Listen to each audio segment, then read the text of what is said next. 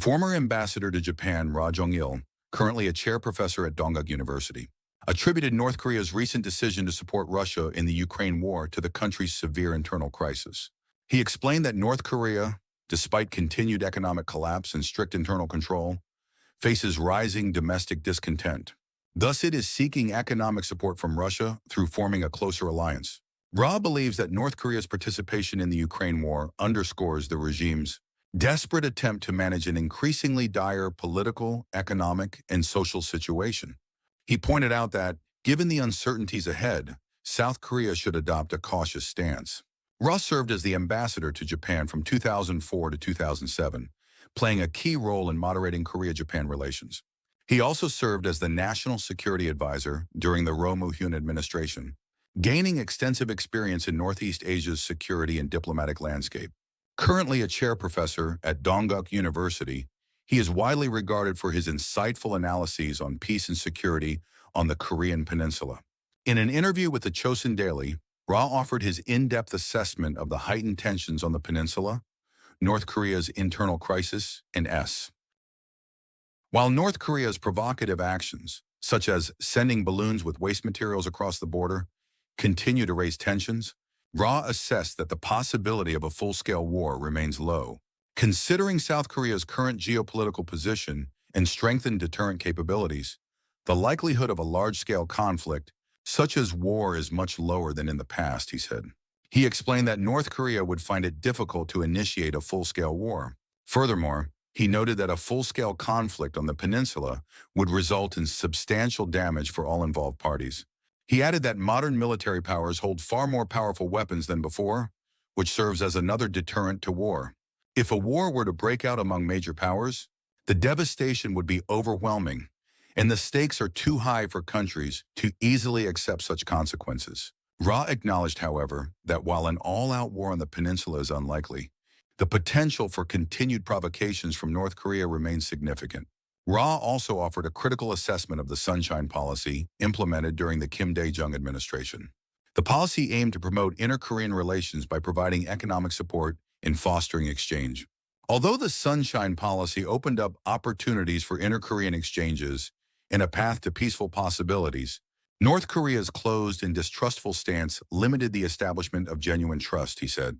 Citing examples such as tourism at Mount Gumgang and the Kaesong industrial region, he pointed out that while North Korea accepted economic aid, it strictly controlled contact between North and South Korean citizens. Furthermore, Ra analyzed that North Korea has been pursuing a dual strategy while accepting material support from the South. It also bolstered pro-North, anti-U.S. sentiments within South Korea and focused on building military strength. North Korea sought to maximize economic benefits while also strengthening forces that could destabilize the South, he explained, adding that such a strategy ultimately undermined the fundamental trust needed for true inter-Korean cooperation. Ra also expressed strong criticism of the security policies that he believes weakened during the Moon Jae-in administration. He commented the dismantling of the Defense Security Command and the weakening of counter-espionage capabilities have severely impaired the basic elements of national security. He added security agencies should maintain autonomy and independence to carry out their core functions.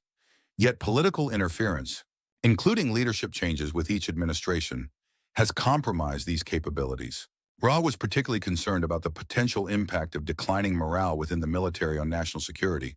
He noted that a culture of deference to political authorities has permeated the military, where officers must demonstrate loyalty to the ruling administration to advance in rank. This environment, he argued, undermines morale and erodes both the accuracy and responsiveness of external intelligence efforts. Lastly, Ra underscored the importance of public awareness of national security and fostering peace on the peninsula. He suggested, while the Korea-U.S. Mutual Defense Treaty remains crucial to South Korea's security, it would be wise for the public to foster a mindset of independent national defense and to approach diplomacy with caution.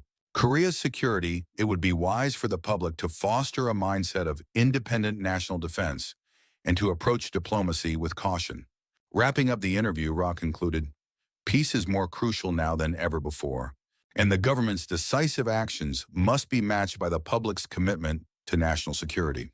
How would you assess the current security situation in South Korea? It's not good. However, I believe the likelihood of war is low.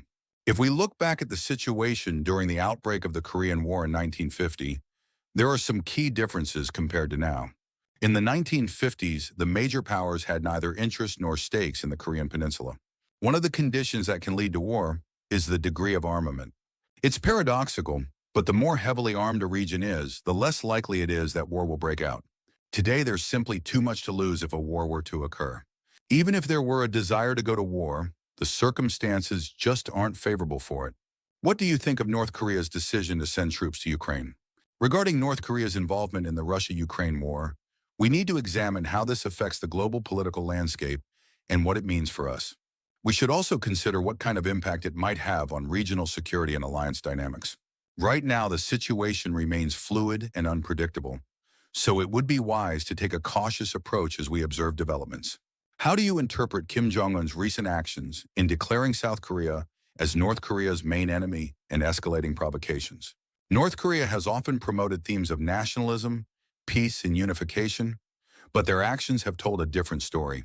Even when relations with South Korea were relatively stable, North Korea didn't seem to have any real intention of achieving peaceful unification. Could you briefly evaluate each North Korean leader, Kim Il-sung, Kim Jong-il, and Kim Jong-un? The three leaders faced different environments. Kim Il-sung aimed to unify the peninsula through military force, but ultimately failed and subsequently pursued nuclear weapons to deter U.S. intervention. Kim Jong-il, on the other hand, dealt with economic collapse and widespread famine, which forced him to adopt military-first policies. Kim Jong-un began his rule in a relatively better environment than his father, but lacks experience, and given the current state, it could be challenging for the Kim family to continue its power transfer. Why do you think a power transfer within the Kim dynasty might be difficult? For a regime transition to succeed, they need to maintain an almost religious theocracy, but it doesn't seem like the people in the North will easily accept it. It's difficult to keep convincing them. Particularly among the educated elite, exposure to foreign cultures has significantly increased, and even ordinary citizens have developed a curiosity and interest in foreign cultures. Culture is not something that can be controlled in the long term. No matter how much they try to control the people, it's like trying to stop water from leaking through cracks. What kind of diplomatic policy do you think South Korea should pursue? Sometimes a gentle approach is stronger than force. Economically, we already have a clear advantage. Leaving some breathing room for the Kim regime will help prevent war. As I mentioned before, North Korea is already struggling to sustain its system. The crisis didn't start yesterday. While the likelihood of war may be slim, we can't rule it out entirely. We should keep avenues for dialogue open to avoid pushing North Korea into a corner. What are some limitations you see in South Korea's current approach? We've lost many of our channels for meaningful exchange with North Korea. Human interaction is crucial if we want to see real change there. History shows us this when the Soviet Union eventually collapsed. It wasn't just because of Gorbachev's policies. By then, millions of Russians had already been exposed to foreign cultures and ideas, which transformed their views and aspirations. North Korea needs a similar opening.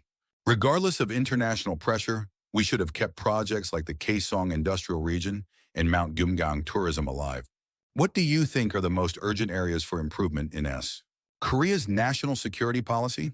The National Intelligence Service's role has been significantly reduced, and human intelligence, human capabilities within the NIS, military and Ministry of Foreign Affairs have weakened considerably. Morale is so low that some intelligence officers have resorted to selling confidential information for money. Therefore, ensuring strong security is more critical now than ever. Also, there's a German saying, "Speak softly, but carry a big stick." It highlights the importance of balancing diplomacy with strength. Public awareness of security and high morale in the military are essential. In this sense, the decline of the Defense Security Command and the NIS is deeply troubling. Some believe South Korea should pursue independent nuclear armament immediately. What is your view on this? In reality, it's not a practical option. There are significant technical hurdles. It would take at least 4 to 5 years to develop nuclear capabilities. On top of that, the international community would strongly oppose it.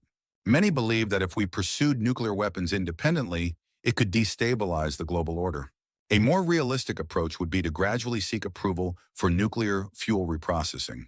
Since we can't predict the future, it's wise to start building our capabilities now, step by step. With rising tensions in Northeast Asia, the need for a multilateral security cooperation system is increasingly emphasized. What do you think is essential for South Korea to lead effectively in such a system? Cultural exchange can be the answer.